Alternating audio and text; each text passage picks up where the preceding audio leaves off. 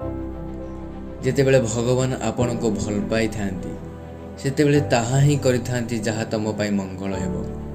ଆଉ ସେହି ସମସ୍ତ ଲୋକଙ୍କୁ ଆପଣଙ୍କ ପାଖକୁ ଦୂରେଇ ଦିଅନ୍ତି ଯିଏ ଆପଣଙ୍କ ପାଇଁ ଯୋଗ୍ୟ ନୁହେଁ। ସେଥିପାଇଁ ତମ ଜୀବନରେ ଯେତେ ବି ଗୁରୁତ୍ୱପୂର୍ଣ୍ଣ ବ୍ୟକ୍ତି ଦୂରେଇ ଯାଇଥିଲେ ମଧ୍ୟ ମନ ଦୁଃଖ କରନ୍ତୁନି, କାରଣ ଭଗବାନ ସମସ୍ତଙ୍କର ମଙ୍ଗଳ ହିଁ ଚାହାନ୍ତି।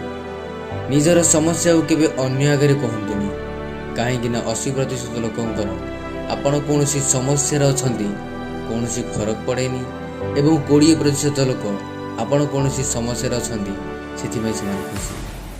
ଚୁପ୍ ରହିବା ଏବଂ ହସ ଏକ ଶକ୍ତିଶାଳୀ ଅସ୍ତ୍ର ଅଟେ। ଶାନ୍ତ ରହିବା ଦ୍ୱାରା କୌଣସି ସମସ୍ୟାର ସମାଧାନ ପାଇଁ ବାଟ ବାହାର କରାଯାଇପାରେ ଏବଂ ହସ ସମସ୍ତ ସମସ୍ୟା ଠାରୁ ନିଜକୁ ବଞ୍ଚାଏ। ଜୀବନରେ କେବେ ବି ନିରାଶ ହୁଅନ୍ତୁନି। କିଏ କହିବ କାଲି ହିଁ ସେହି ଦିନ ଆସିଯିବ ଯାହା ପାଇଁ ତୁମେ ବର୍ଷ ବର୍ଷ ଧରି ଅପେକ୍ଷା କରିଥିଲ। ମଣିଷ ତା ଜୀବନରେ ସବୁକିଛି ପାଇପାରିବ, ଦରକାର କେବଳ ତାର ସର୍ବୋତ୍ତମ ପ୍ରୟାସ।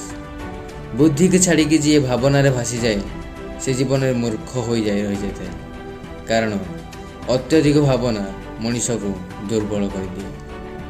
ଯଦି ଜୀବନରେ ତୁମେ ଏକୁଟିଆ ଅଛ ତେବେ ବନ୍ଧୁ ନିରାଶ ହୁଅନି, କାହିଁକିନା ଦୁନିଆରେ ଖୁବ୍ କମ୍ ଲୋକ ଏକୁଟିଆ ନିଜର ଇତିହାସ ଲେଖନ୍ତି। ସାଥିରେ ରହି ଯିଏ ଛଳନା କରେ ତାହାଠାରୁ ଅଧିକ କେହି ଶତ୍ରୁ ନାହାନ୍ତି। ଆଉ ଯିଏ ଆମ ଆଗରେ ଯିଏ ଆମର ସବୁ ଖରାପ ଗୁଣ କହିଦିଏ ତାହାଠାରୁ ପ୍ରକୃତ ବନ୍ଧୁ କେହି ହୋଇପାରେ ନା। ଅନ୍ୟ ଉପରେ ଭରସା କରିବା ବନ୍ଦ କରିଦିଅନ୍ତୁ ବନ୍ଧୁ, ସବୁବେଳେ ନହେଲେ ନିରାଶା ହିଁ ପାରିବେ। ତୁମେ ନିଜେ ହିଁ ନିଜର ବଡ଼ ସାଥୀ। ଯାହାକୁ ବି ଜୀବନରେ ପ୍ରେମ କର ତାକୁ କେବେ ବି ସମ୍ପୂର୍ଣ୍ଣ ଭାବେ କହନ୍ତୁନି ଯେ ମୁଁ ତୁମକୁ କେତେ ଭଲ ପାଏ।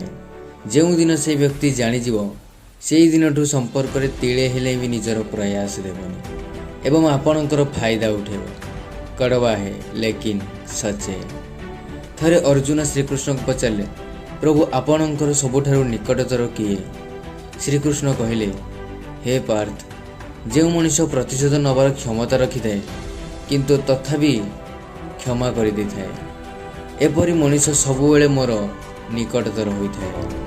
ସୌଭାଗ୍ୟଶାଳୀ ଅଟନ୍ତି ସେହି ଲୋକ ଯାହା ପାଖରେ ସମୟ ଓ ବୁଦ୍ଧି ଏକା ସାଥିରେ ଥାଏ। ନହେଲେ ତ ଯେତେବେଳେ ଆମ ପାଖରେ ସମୟ ଥାଏ ଆମର ବୁଝିବା ଶକ୍ତି ନଥାଏ ଏବଂ ଯେତେବେଳେ ବୁଦ୍ଧି ଥାଏ ସେତେବେଳେ ଆଉ ସମୟ ନଥାଏ। ଜୀବନରେ ସବୁ ମୌକାର ଫାଇଦା ଉଠାଅ, କିନ୍ତୁ କାହାର ଭରସାରୁ ନୁହେଁ।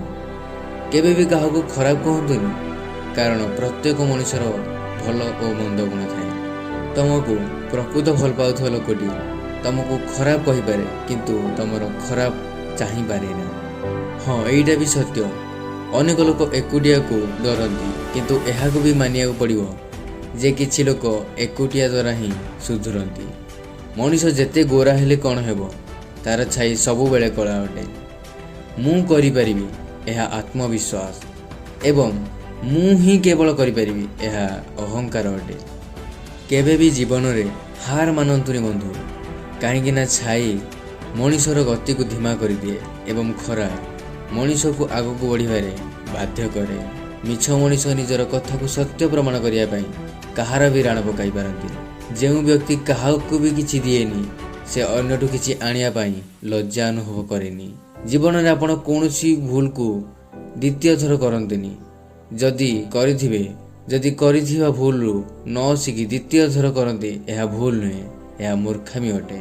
ସଫଳତା ପାଇଥିବା ମଣିଷର କେବଳ ଆମେ ତାର ଫେମ୍, ଟଙ୍କା, ହାପିନେସ୍ ଦେଖୁଛେ, କିନ୍ତୁ ତାର ସଂଘର୍ଷର କାହାଣୀ ଆମେ ଦେଖିନେ।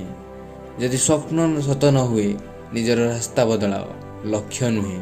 କୁହୁଡ଼ିରୁ ଗୋଟିଏ ଶିକ୍ଷା ମିଳେ, ଯଦି ଜୀବନରେ ଆଗକୁ ବଢ଼ିବାର ରାସ୍ତା ନ ଦେଖାଯାଏ ତାହେଲେ ଗୋଟିଏ ପାଦ ଆଗକୁ ବଢ଼ାନ୍ତୁ, ରାସ୍ତା ଆପେ ଆପେ ଦେଖାଯିବ। ଆଇ ହୋପ୍ ଭିଡ଼ିଓଟି ଯଦି ଆପଣଙ୍କୁ ଭଲ ଲାଗିଥିବ, କିଛି ଶିଖିବାକୁ ମିଳିଥିବ, ଭିଡ଼ିଓକୁ ଲାଇକ୍, କମେଣ୍ଟ, ସେୟାର ଏବଂ ଚ୍ୟାନେଲକୁ ସବସ୍କ୍ରାଇବ୍ କରି ବେଲ୍ ନୋଟିଫିକେସନ୍ ଅଲ୍ରେ ସେଟ୍ କରନ୍ତୁ, ଯେମିତିକି ଆଗକୁ ଆସୁଥିବା ଭିଡ଼ିଓକୁ ଆପଣ ମିସ୍ ନ କରିବେ।